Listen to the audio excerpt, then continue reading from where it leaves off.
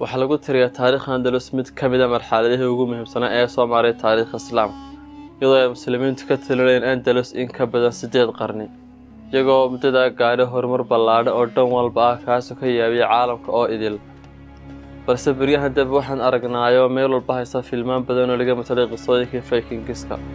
waxaanuna muuqaalkeenan maanta ka hadlaynaa Vikingska cid ay ahaayeen, waliba xaqiiqooyinkooda ka baxsan waxyaalaha filmaantu ka hadlayaan.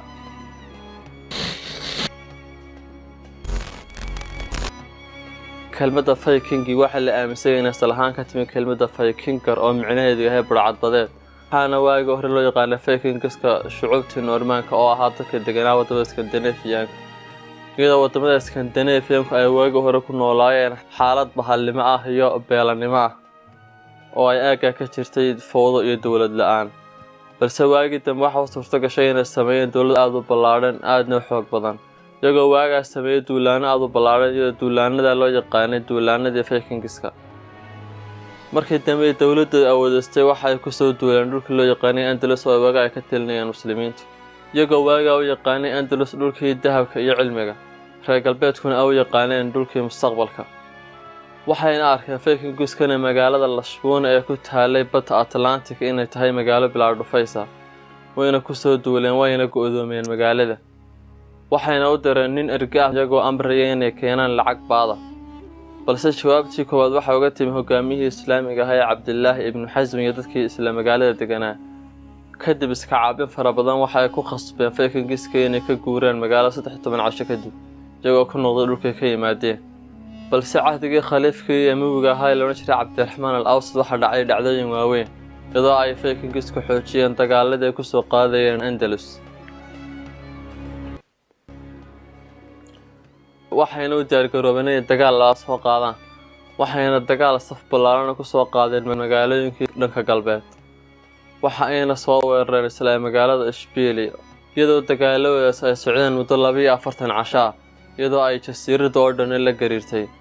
waxaana u suurto gashay khaliifkii Amawiga ahaa Cabdiraxmaan al-Awsad inuu sameeyo ciidamad aad u ballaaran, kuwaas oo shaqadooda ahayd inay ilaaliyaan magaalooyin ku teesan xeebaha iyo magaalooyinka galbeed ee Andalus. waxaana u suurto gashay inay jabiyaan Vikingska iyagoo ku celiyay dhulka ka yimaadeen, balse labada jab ee gaadhay Vikingska waxay ku qasbeen inay dib u fikiraan, iyagoo ahaa kuwii aan hor istaagin ciidamadii ugu awoodda badnaa ee Yurub. waxayna isu diyaariyeen inay soo qaadaan duulaan saf ballaaran oo ay ku soo qaadaan dhulka Andalus, wayna soo abaabuleen. waxayna soo diyaarsadeen ay ku soo duulaan tageen 54 markab dagaal, waxayna doorkan soo qaadeen dagaal ballaaran oo ka ballaaran dagaaladii hore. waxa ayna u suurto gashay inay markan soo galaan magaalada Ishbiliya, iyagoo suurto gashay inay dhismayaashii magaalada dudumiyaan, ay masaajidii gubaan, sharafta ay magaaladu lahaydna ku xadgudbaan, iyagoo doorkan dambe xitaa dumiyay qaar ka mid ah qasriyadii ay lahaayeen khulafadii Amawiyiintu. waxaana ku soo baxay ciidan ballaaran oo ay muslimiintu leeyihiin oo hogaamiyay dhanka bari iyo dhanka galbeed, iyagoo hareereeyay kana saaray magaalada. balse markii soo baxeen waxaa galay labadii magaalo ee ku xigay Almeria iyo Murcia, wayna baqdin geliyeen dadkii ku noolaa magaalooyinkaas. balse doorkan waxa isaguna ciidan aad u ballaaran soo diyaarsay khaliifkii Islaamiga ahaa ee Amawiga ahaa Cabdiraxmaan al-Awsad, isagoo markan kula ballamay naftiisa inaanu noqon ilaa uu tirtiro mooyaane. balse dagaal aad u ballaaran oo lagu hubtay oo soconayay ka badan 100 casho waxa uu suurto gashay inuu burburiyo 34 markab oo ka mid ah maraakiibtii wateen, waxaana uu suurto gashay inuu ka saaray Andalus oo idil, waxaana Ilaahay ku banaystay muslimiintii guushii.